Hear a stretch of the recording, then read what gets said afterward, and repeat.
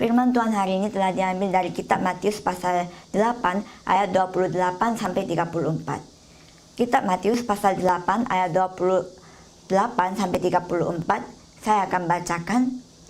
Setibanya di seberang, yaitu di daerah orang Gadara, datanglah dari pekuburan 2 orang yang kerasukan setan menemui Yesus. Mereka sangat berbahaya, sehingga tidak seorang pun yang berani melalui jalan itu. Dan mereka itu pun berteriak katanya, "Apa urusanmu dengan kami, hai anak Allah? Adakah engkau kemari untuk menyiksa kami sebelum waktunya?" Tidak jauh dari mereka itu, sejumlah besar babi sedang mencari makan.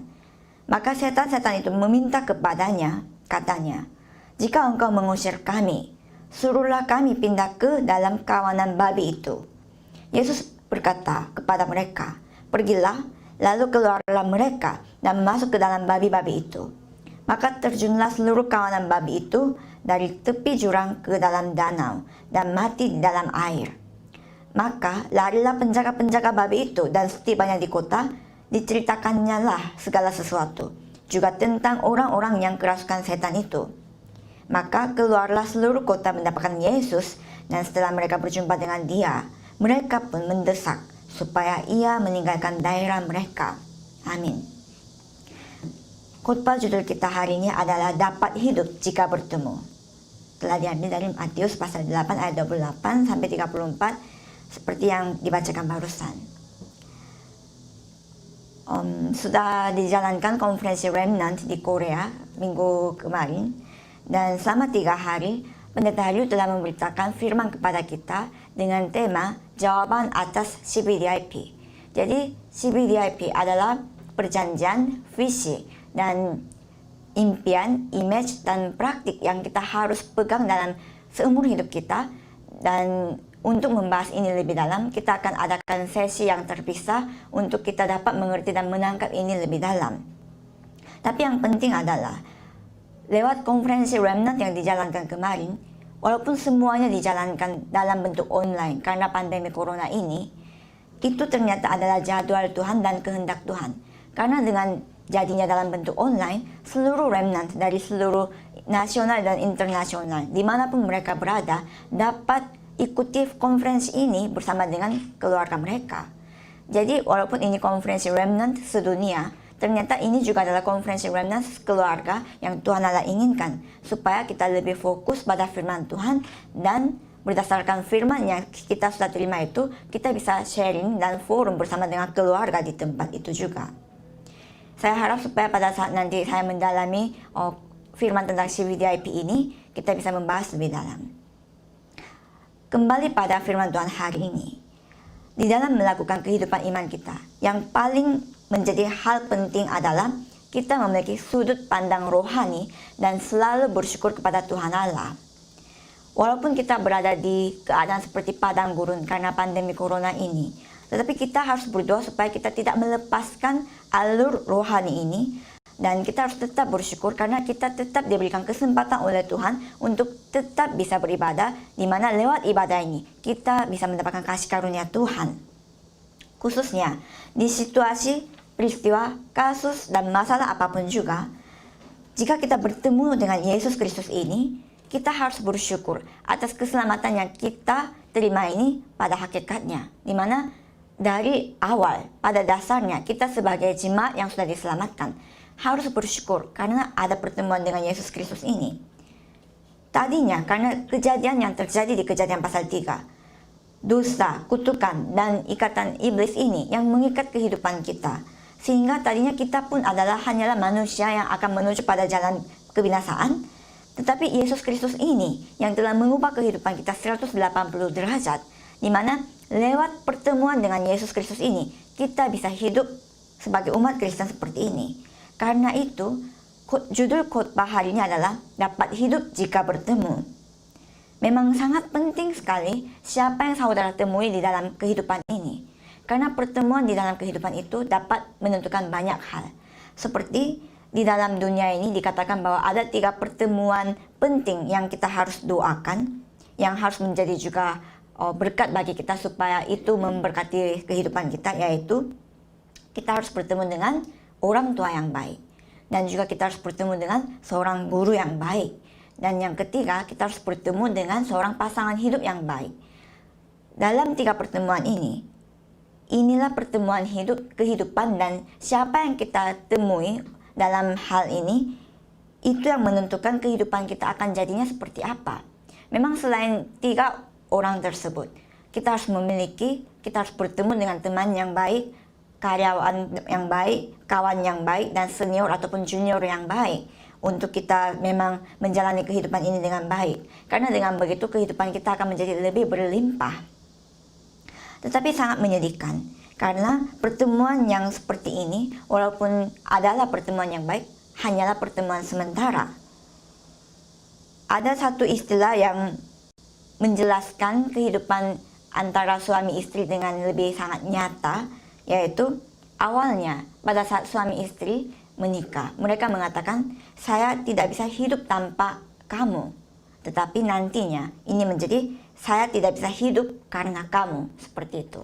Dalam satu peristiwa, satu kalimat ini kita bisa melihat bagaimana sebuah pertemuan itu mempengaruhi kehidupan mereka.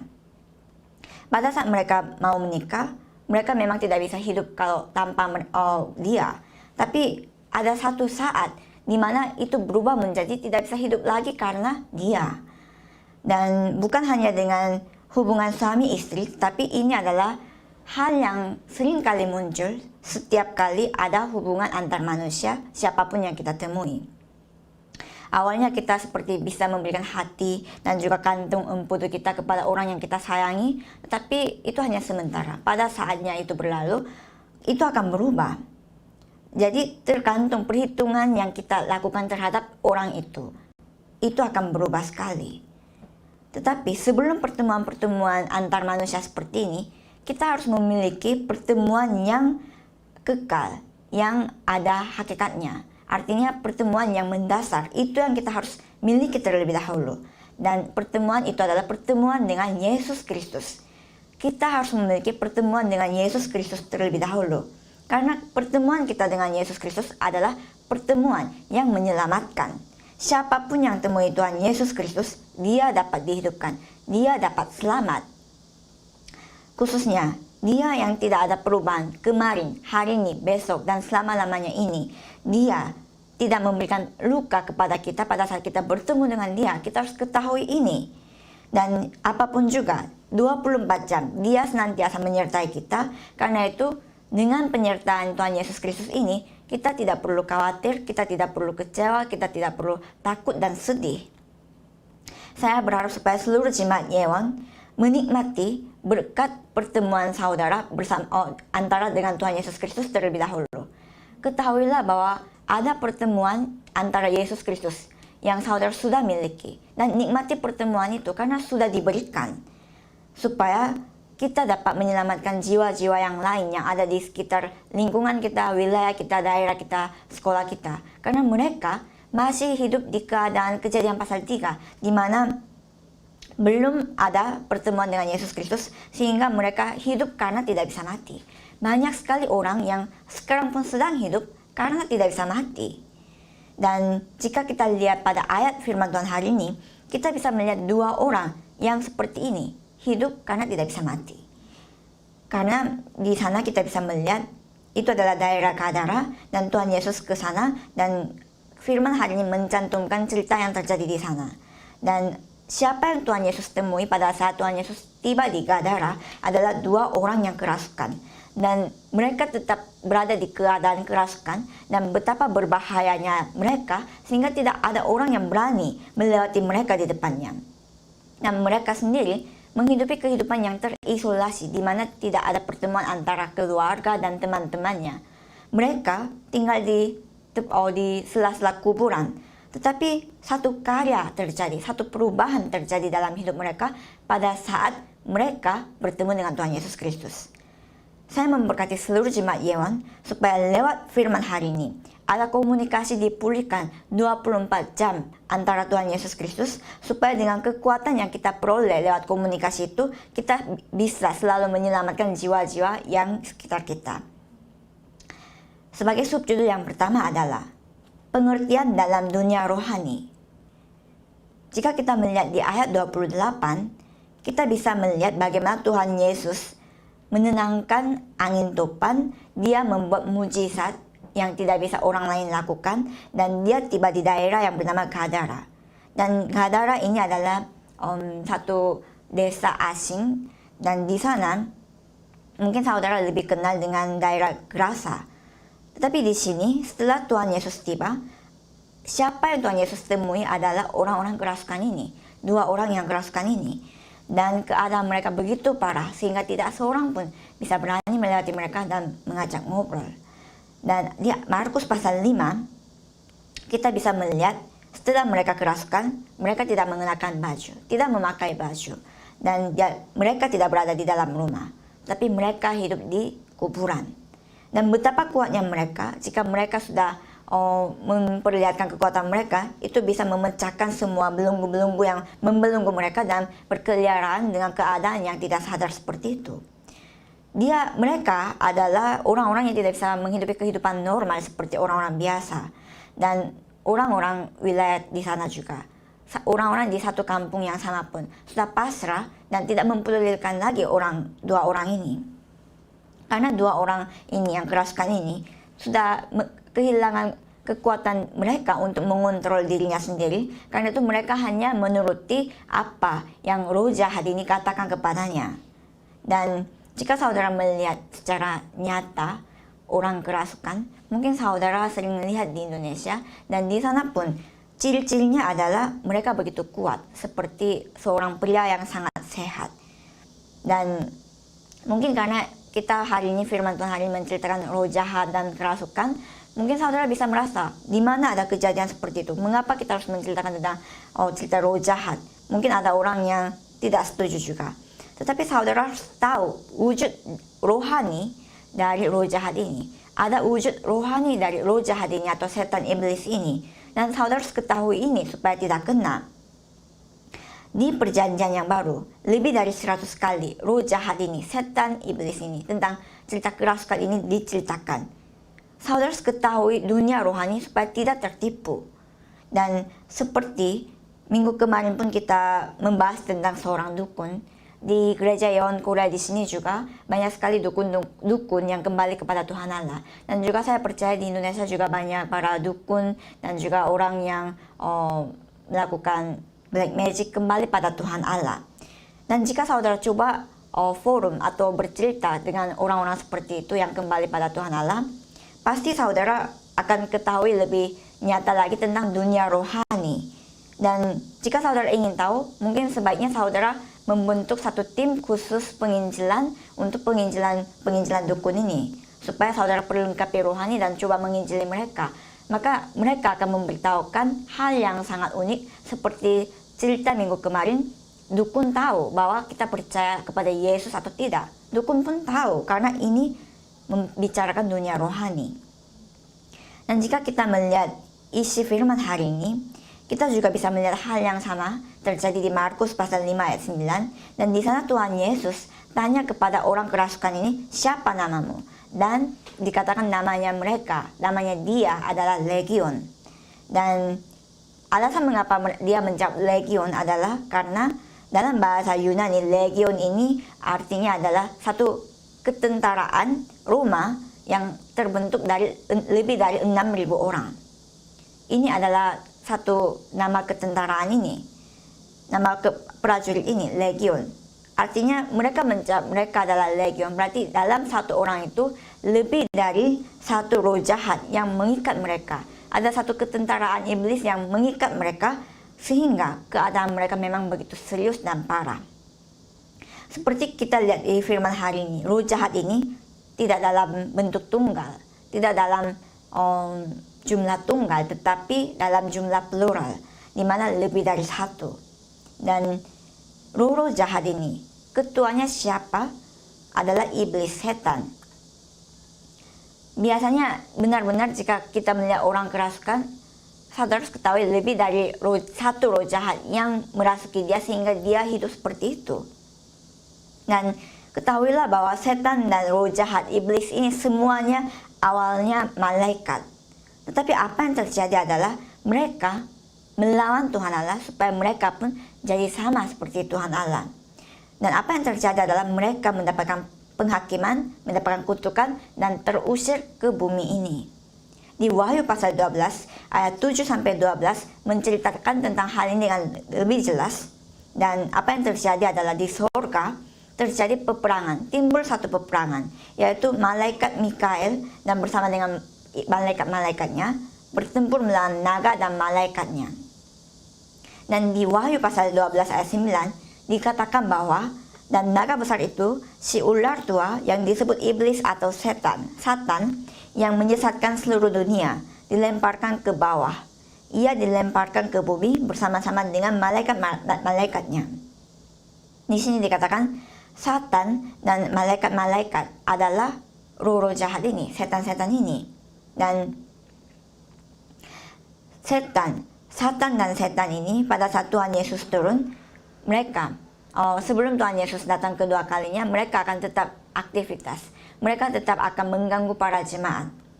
Dan kita bisa melihat itu karena di ayat 29, orang yang kerasukan setan ini, dia mengatakan apa kepada Tuhan Yesus?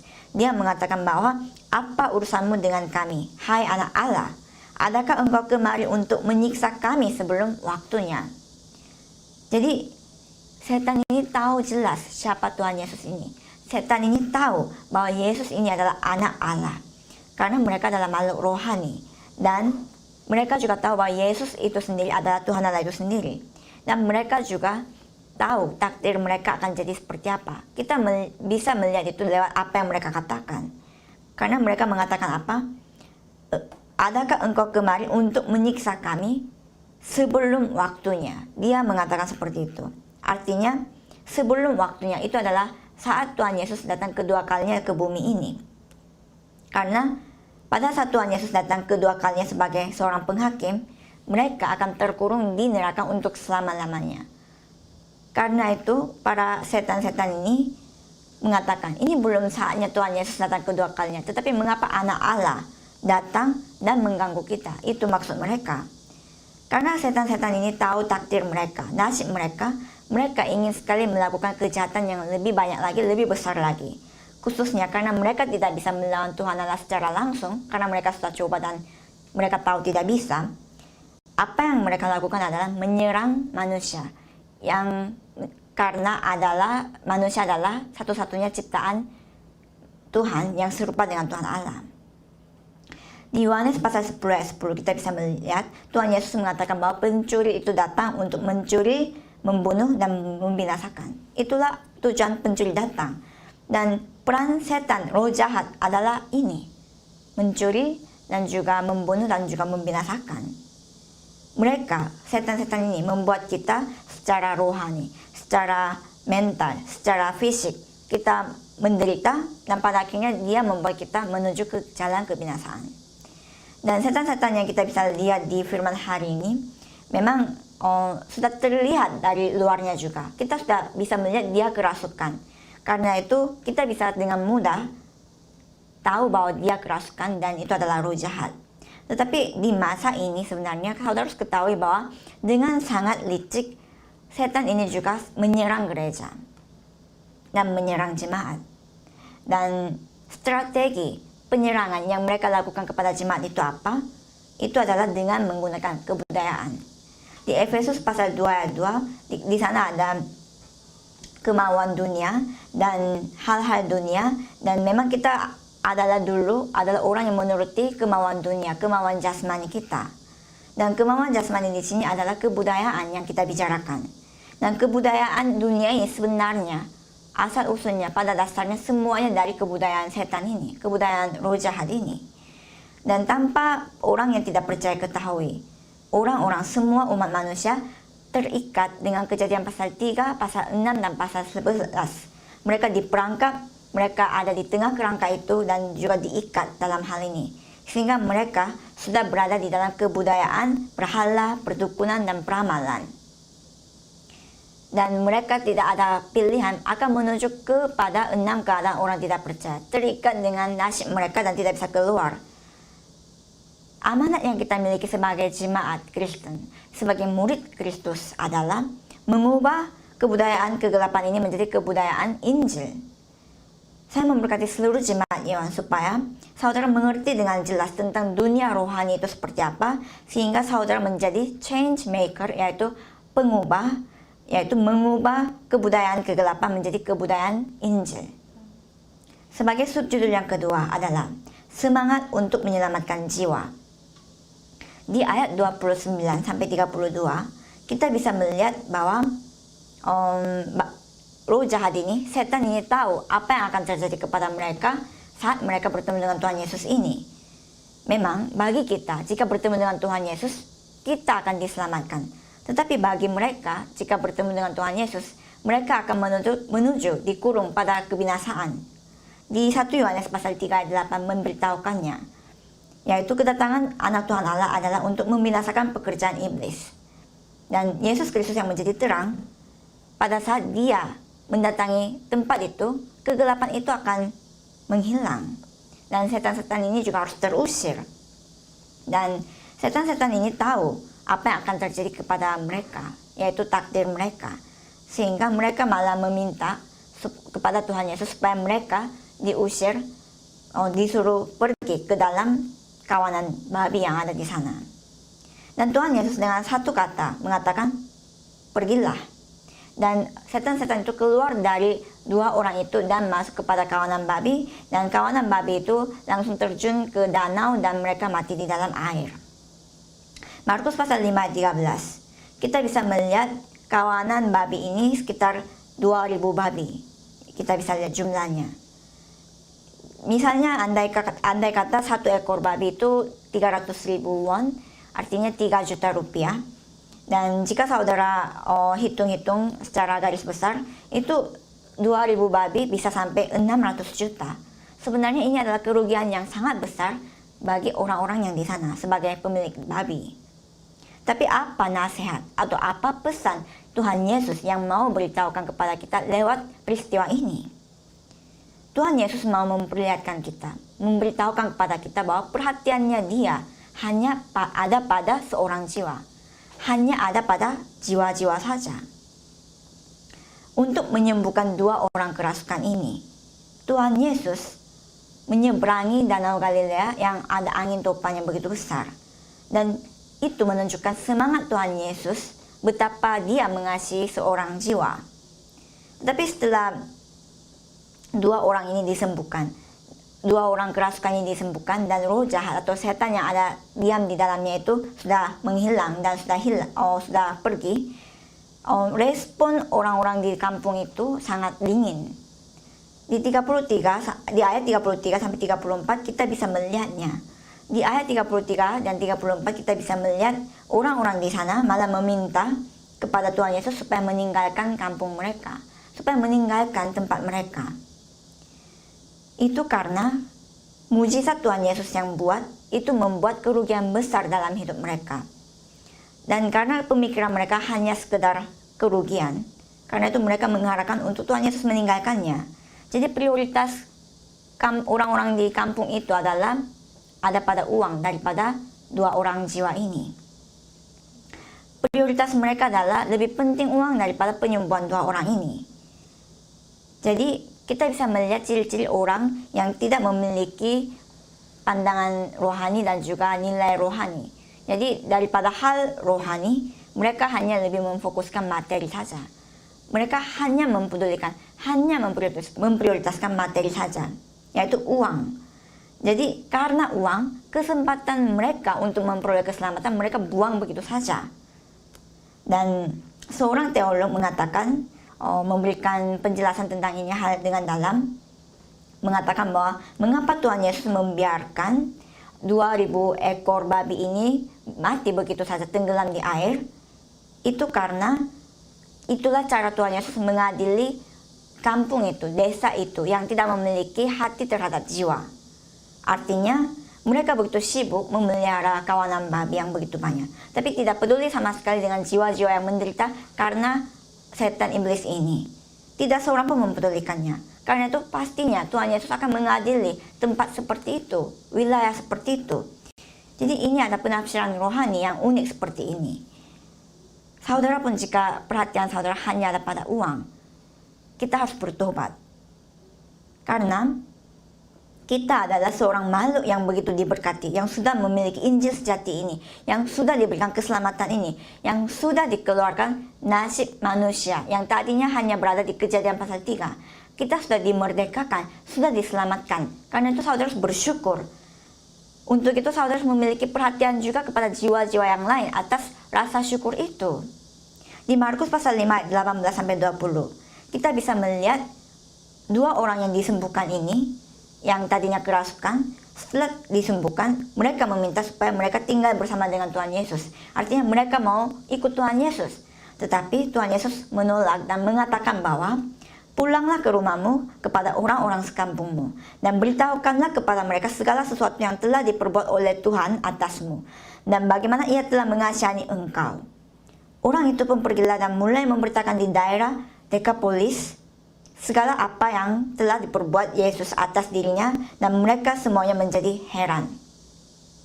Dan pemuda ini yang memperoleh kesembuhan ini, dia itu begitu memberitakan tentang apa yang terjadi, dia menyaksikan apa yang terjadi padanya begitu banyak di kampung di Dekapolis ini, sehingga nanti ada satu tambahan cerita.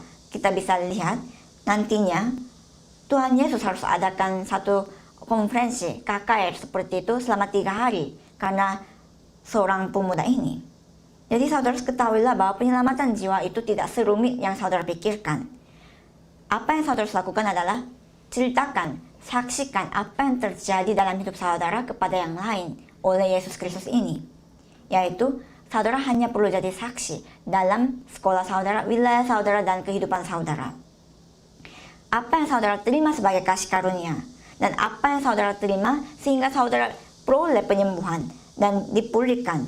Mengapa saudara bersuka cita? Mengapa saudara gembira? Mengapa saudara ada kedamaian dan rasa syukur? Itu yang tinggal saksikan kepada yang lain. Itu yang tinggal diceritakan kepada orang di sekitar saudara.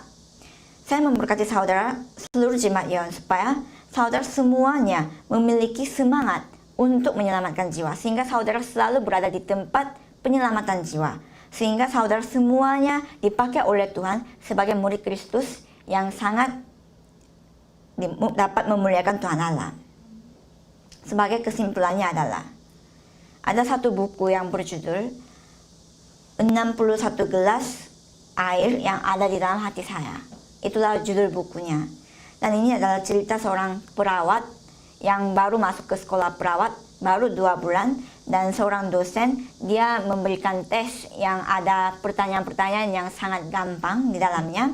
Dan dia, tokoh utama ini yang sudah belajar dengan rajin, merasa itu sama sekali tidak susah tes itu. Tetapi dia berhenti di pertanyaan yang terakhir. Karena pertanyaannya adalah, siapa nama pembersih yang selalu membersihkan sekolah kita dengan sangat rajin dan setia?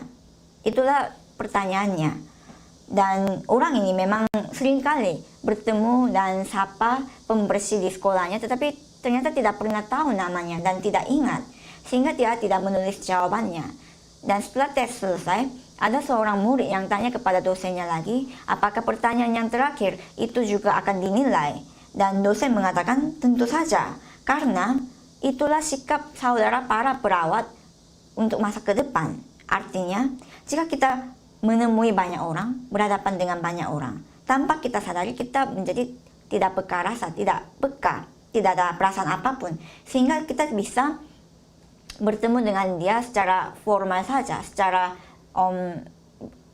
bentuk secara luar saja. Tetapi dosen ini mau memberitahukan bahwa bagi seorang perawat, setiap jiwa, semua orang itu begitu bernilai dan begitu penting, dan setiap orang layak mendapatkan kepedulian perawat tersebut.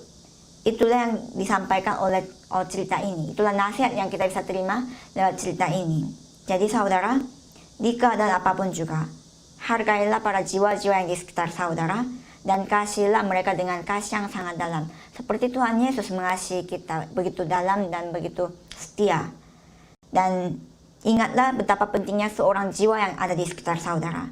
Dan yang penting adalah, jika bertemu dengan Tuhan Yesus, ketahuilah siapapun dia, walaupun betapa jahatnya dosa orang itu di masa lalu, itu tidak ada gunanya. Siapapun dia, jika bertemu dengan Tuhan Yesus, dia dapat selamat. Dan itulah kebenaran yang kita miliki, dan kebenaran yang kita harus beritakan kepada yang lain. Kita sedang melakukan gerakan satu orang satu gereja, yaitu seorang jemaat mengajak seorang teman baru, seorang jemaat baru ke dalam gereja. Dan memang di keadaan pandemi ini itu sangat susah untuk dilakukan, tapi cobalah saudara berdoa supaya kita mendoakan jiwa-jiwa di sekitar kita, supaya ada semangat seorang penginjil yang mau menyelamatkan jiwa. Saya memberkati saudara di dalam nama Tuhan Yesus Kristus, supaya semua jemaat Yewan, semuanya dipakai oleh Tuhan sebagai murid Kristus. Amin. Saya akan berdoa. Terima kasih Tuhan, karena Engkau telah begitu baik memberikan firman kepada kami siang hari ini. Kami mau mendengar firman ini sebagai suara-Mu Tuhan. Di tengah pandemi corona ini, begitu banyak jemaat, juga orang-orang yang mengalami kesulitan dan terasa begitu gelap di masa kedepannya. Tapi kami percaya Yesus Kristus yang menjadi terang. Pada saat kami memegang Yesus Kristus itu, pada saat kami merelakan semua kami kepada Yesus Kristus dan mempercayakan semuanya, Engkau yang bukakan jalan, Engkau yang pimpin kami. Kami berharap supaya berkat ini ada bagi setiap pribadi yang sedang beribadah lewat online.